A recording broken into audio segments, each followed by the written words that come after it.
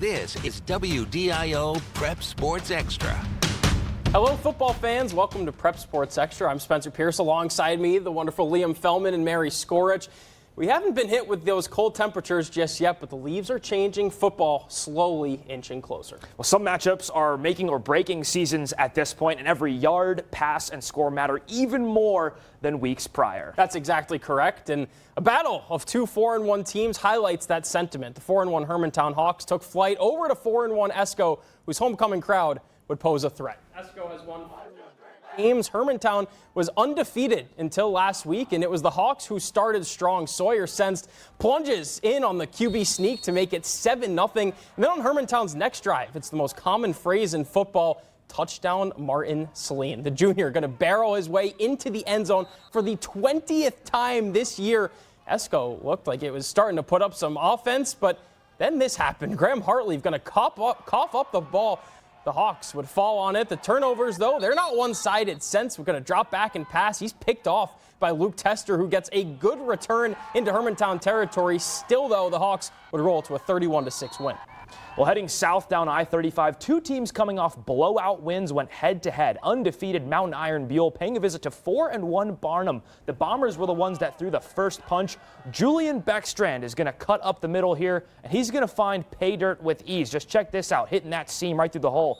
And then after MIB would fumble, Barnum would go back on the attack. A handoff to Jackson Nordhook results in a walk-in touchdown. Bombers now up 16-0.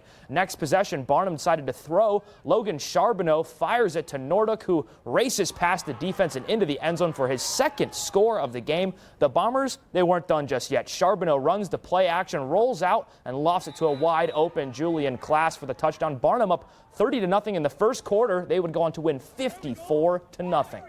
We were south. We're going to take a trip up the shore. The Proctor Oreilles looking to get in the win column for the first time this year. Two Harbors sits at 4-1. Now, Two Harbors would receive the ball to start the game, and it wouldn't take much time to get on the board. Hey, cameraman, wrong way. Carter Nelson on a mad dash to the end zone. Carter Nelson puts the first points on the board for Tom Nelson's team. Agates would then surprise onside kick and recover. The Rails defense, though, would do their best to punch right back as Sean Gilbert makes a tackle for a loss. It's fourth down now. But the Big Ugly is going to move the pile up front. Junior Lucero crosses the goal line, 13-0 Agates. And in a similar scenario to start the second quarter, Austin Maas finds a hole, punches it in. Two Harbors improves to 5-1. They win 40-6.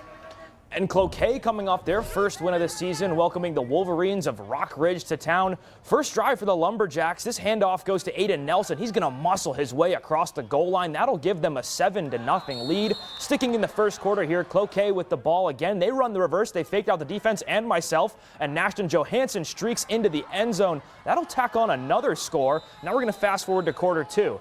Jacks on the goal line. They line it up and hand it to the upback, Ade Banjo. He powers in for another Cloquet touchdown. Now, once again, they're on the goal line. This time, it's Jacob Parks taking the jet sweep. He cuts through the defenders and slips in untouched for 6. Lumberjacks just piling it on. They would win this one handily, 46-6.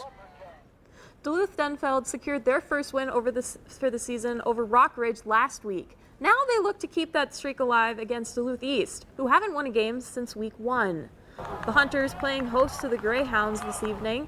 Last year, Denfeld's Tay Mans had 189 yards and 3 touchdowns, and Kalijah Thomas is doing the same, his best impression of his former teammate, taking this ball all the way to the house, giving Denfeld a 6-0 lead.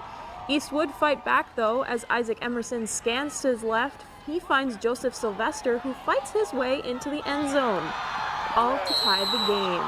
Still in the second, Emerson using his legs this time to put the Greyhounds up. Duluth East would win 33-6.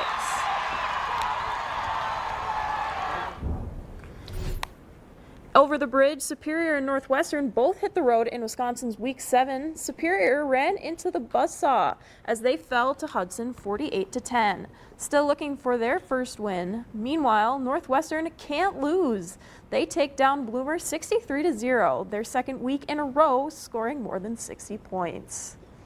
A lot of football action. A lot of football action, a lot of big numbers on those scoreboards. A lot of big numbers, tonight. some cameramen getting duped out. The cameramen were, of course, the three of us. Going to be cold next week, so we'll bundle up, but we're going to see you right here. Join us next week for your greatest gridiron hits. Have a good night.